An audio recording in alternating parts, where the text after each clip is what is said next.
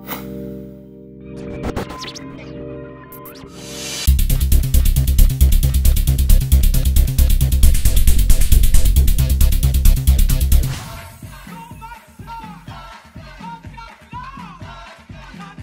call myself a disco baby because during the ages of about 7 till 12, disco was prominent here in Baltimore. So every time I turned on the radio or when I turned on the television, I saw this exciting new thing called disco, and it just I was just submerged in it. It was crazy. So the first record that I ever purchased with my own hard-earned money, cutting grass and etc., was Evelyn Champagne King's "Shame," and from there it was like Chic's "Le Freak," and so on and so forth. So when I was, really starting to discover what I loved musically, disco was just prominent, and that's why I call myself a disco baby. I was born into it. Trial by fire. I was born into it. Well, disco was so popular that it sort of morphed into, when disco died here in the U.S. and it was sort of a thing that was sort of taboo. All of a sudden, out of Chicago, about maybe 3 years later, you started hearing these records by Farley Jackmaster Funk or Steve Silk Hurley that were based on really popular disco breaks. So that's the sound that sort of came out of Chicago, and it became really popular here. So now you would hear sort of like, especially, when I started DJing, we had to mix, the hip hop stuff with the disco stuff, and now we've got this new sound, this house thing that was a lot more electronic. And man, as kids, we loved it because it was just repetitious parts of our favorite disco records. You kind of, as a DJ, could work a little bit less when you played some of those records.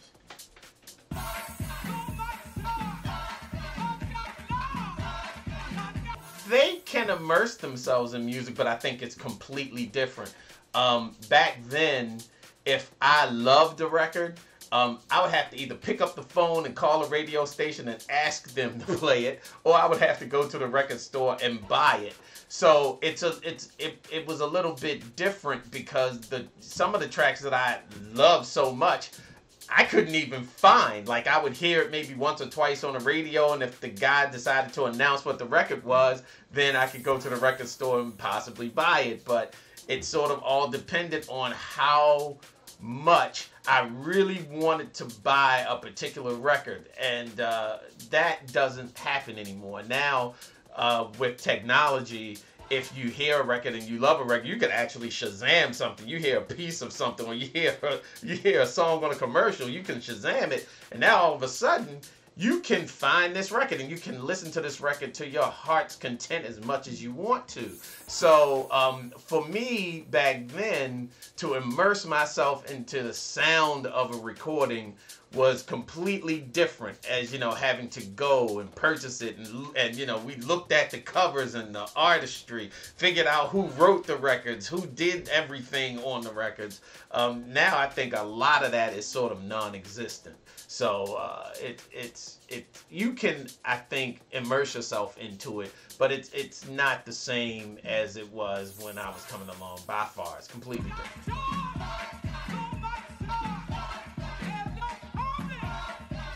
The biggest thing that's changed in dance music for me is the overall acceptance of dance music. I think, again, once disco was deemed dead, I think that, dance music being what it was, and I think associated with, alternative lifestyles and cultures, was just sort of pushed aside. And then you have, hip hop, R&B, even, rock and roll, so many different things, or, the dawn of kind of like the electronic sort of music.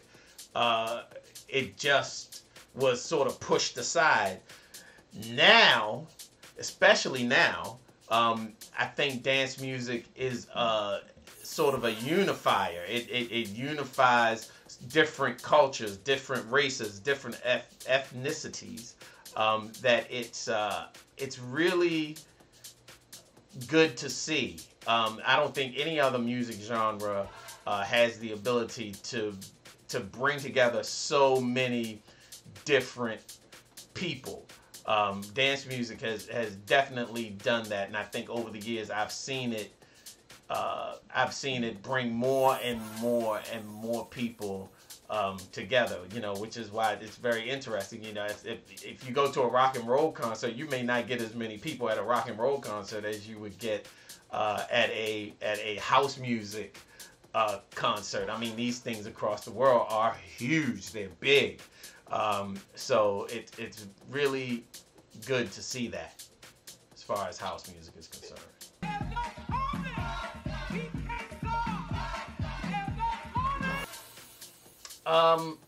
I think when I left the Basement Boys, when I initially left the Basement Boys and started to work on my own as a producer, was one of the hardest times that I can remember during my career. It was very difficult to get people to trust that I could do what I had been doing within the Basement Boys organization on my own.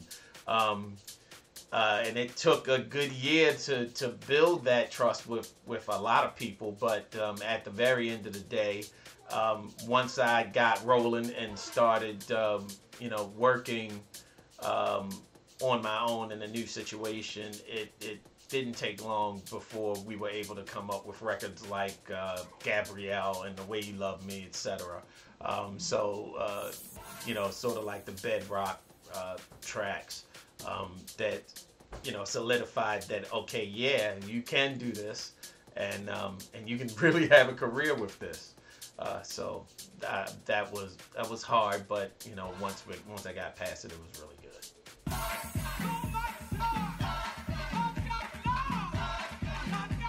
It's definitely harder to make. I mean, it's hard to make a hit record, period. I think that most people who have hit records will probably tell you that I wasn't even thinking about making a hit record. Hit records are really decided by the people. It's decided by somebody other than yourself. So you can set out to kind of make a hit record, but ultimately it's really about the people. So the fact that there is so much music that people can listen to now, it absolutely makes it harder to make a hit record now than it was back then. And I think the resources are different. You know, back in my day, the major labels really ran it. There weren't many independent entities around. Now everybody, you know, because everybody can make a record. You can make a record, you know, right through and send it right to Spotify now. You know, you don't even have to have a distributor. So I think, you know, being that you have more people doing it, just alone makes it tougher to make a hit record a reality.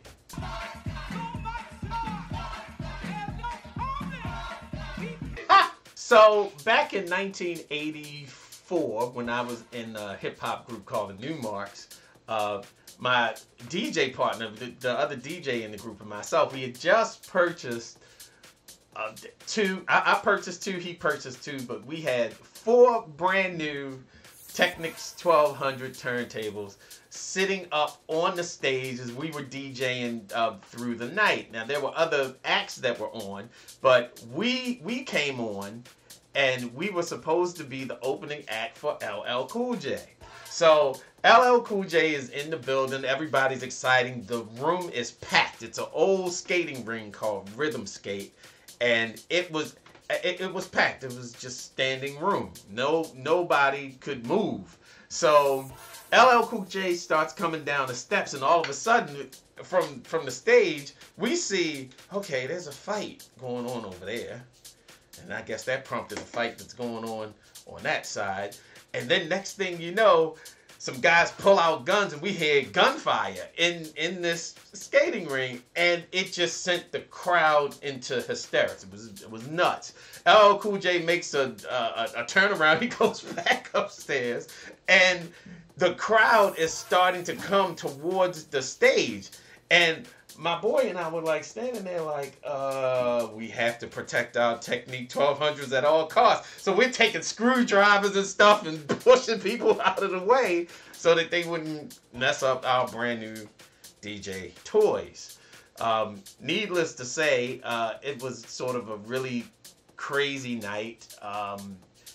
People were getting trampled and stuff trying to get out.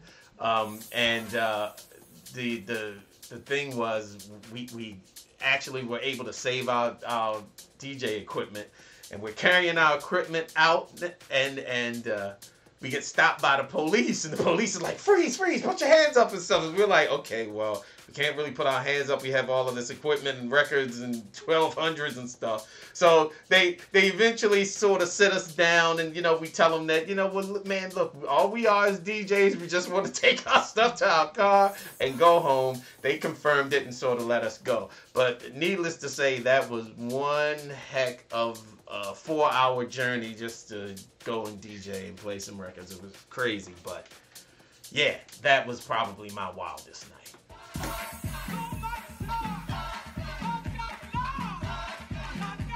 I think that house music incorporates so many different facets of music. You can go from a gospel dance record to hip-hop oriented dance record to a Bollywood type dance record to a Balearic dance record, vocal house records to instrumental house records to more electronic, deeper house records. And I don't think that any other genre can naturally incorporate that many different sounds to help create the overall feel of what the music is. And I think that that is a big unifying factor. I think it's what draws a lot of people into house music and dance music. There's no other music like it on the planet, man. It's really not.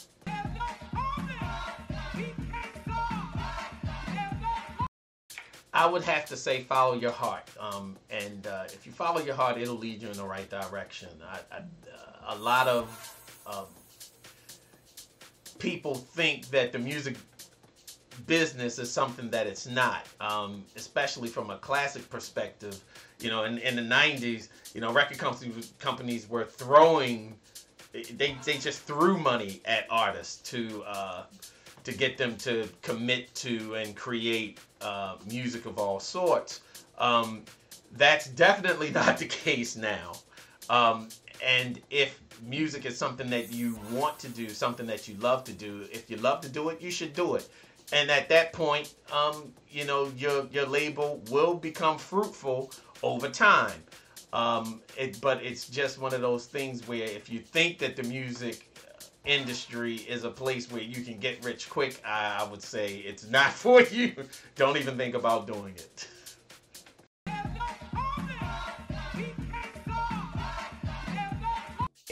If I'm producing the record with anybody who I would like to do it with, it's Quincy Jones. Just because he's been doing it for so long and he has an incredible knowledge base. He's experienced things just by reading his biography. He's experienced things, man, that are second to none to experience. That some people will never experience. And I would like to just sit in the studio with him just for information gathering purposes. If I'm thinking about a singer, that singer would probably have to be Phyllis Hyman. I saw her perform once when I was a teenager and was just blown completely away, and never saw or had never seen anyone do performance-wise what she was able to do. So I would say that would be, those two would be the two. This is DJ Spen. Thank you so much for listening. You are watching the RRP TV.